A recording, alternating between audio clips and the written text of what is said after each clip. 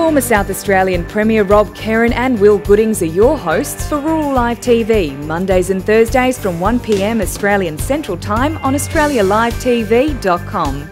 Brought to you by TNR Pastoral, Rural Live steps outside the city limits and digs deeper than the headlines, speaking directly with industry leaders from mining to agriculture, covering a vast number of rural topics.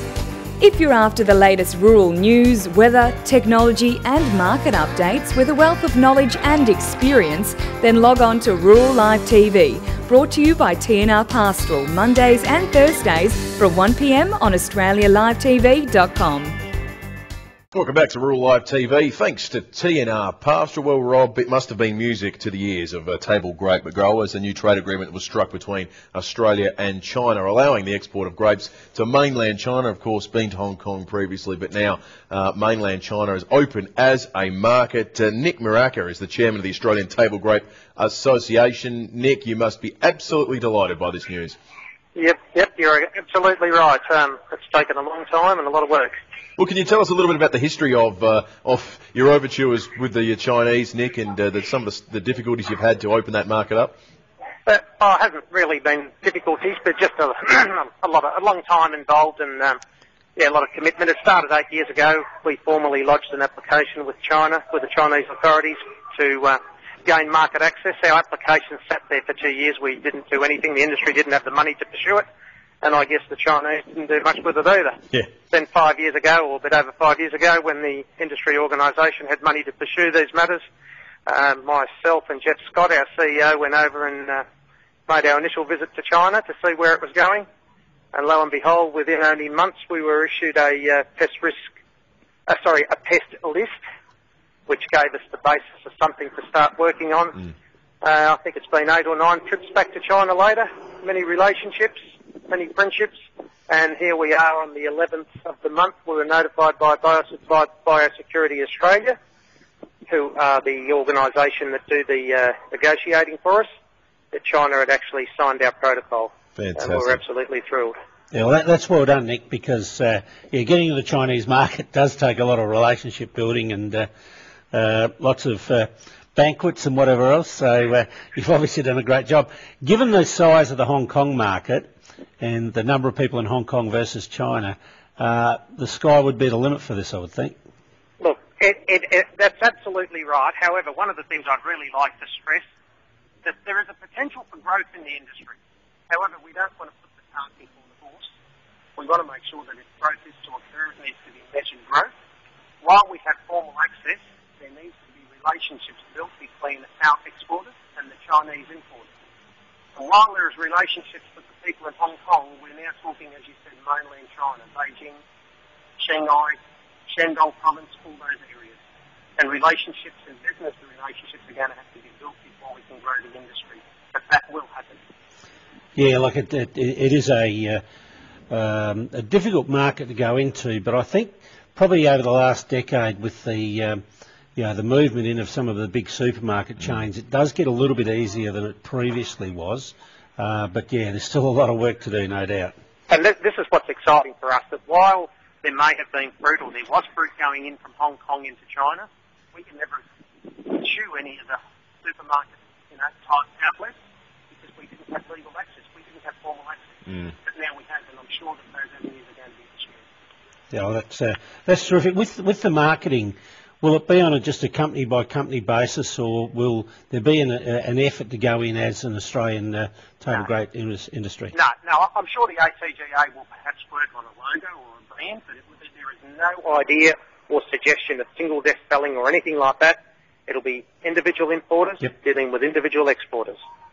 Because of the number of people involved in our industry, that's the way it's been done, and certainly that's what the industry wants. Yeah, no, that's... Nick, we understand that fruit fly is obviously a big concern for the Chinese. How difficult is the process to properly quarantine your export product? Table grapes lend itself nicely to that because table grapes need to be stored at 0 degrees in order to give them shelf life. So the fact that we are going to have in-transit cold sterilisation is no different. Even if we didn't have fruit fly, we would still have to do with that table grapes to ensure shelf life. So it's not a problem. The only issue that we are facing, unless at some stage we're recognised as a pest-free zone, right? We cannot air freight, because what it would require is that you cold sterilise for 2 weeks prior to air freighting, and I doubt that growers will be prepared to do that. They haven't got the cool room space, etc. So I think that air freight to mainland China will be very, very minimal, but sea freight, it's certainly not a problem. Yeah, and because that suits the product, so if you can get it there quickly enough like that, well, that's all going to be okay.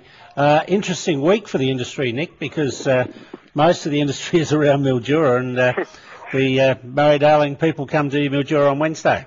I thought you'd go there. Yes, it's certainly going to be a big day. Yeah, and it's great to hear some positive news when everything else is so negative. Yeah, and that's I can imagine the meeting in Mildura probably will be quite heated. Perhaps today in Adelaide and tomorrow Murray Bridge might not be as vigorous as some of the meetings upstream, but I can imagine that Mildura is going to be a pretty vigorous sort of meeting. I'm sure it will be. Oh, Nick playing his cards very close to his chest, Rob. Yeah, you get the sense. Keeping the powder dry, Nick. No, well played. Well, it really is. I've been there and done it. Yeah. But this just highlights the big opportunity that is here in regional Australia for supplying these overseas markets. So you can't do that unless you've got the water to grow it. At the moment, some of these communities are getting very anxious. Nick, congratulations on getting the deal done, and it looks like there's a bit of positive in the future there for the table grape industry, and we appreciate your time. I certainly think we have, and look, like I said, we've got unrestricted access to unrestricted ports. We can go into any of the ports. We've got no restrictions in terms of quotas or anything like that. So there's huge potential there for us to grow the market, providing we do it properly. Yep, it's fantastic. Thanks, Nick. Thank you very much. Yes. Nick Muraca there, the chairman of the Australian Table Grape Association. Very happy on the one hand, Rob, about China opening up as a market. Very guarded on the other front, however, when it comes to water irrigation cuts. Yeah. Look, the whole industry at the moment is just watching what the hell is going on, and if the government pursues this purchasing of the water, then there are going to be some big opportunities like this particular one that just disappear.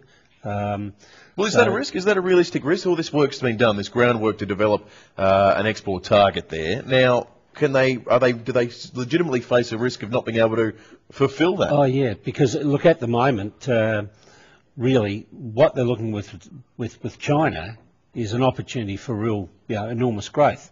And you may be able to get some to swap from wine grapes over to table grapes, and I think that's probably in prospect to happen with this. But if you can't grow these markets unless you can supply the product. Yeah. So again, the more we can get through infrastructure, the better off we're going to be. Absolutely right. So a bit of sweet time for the table grape industry at the moment. We need to go to a break, Rob, but on the other side of it, we're going to be talking locusts, getting an update from the sort of Riverland Mallee sort of region.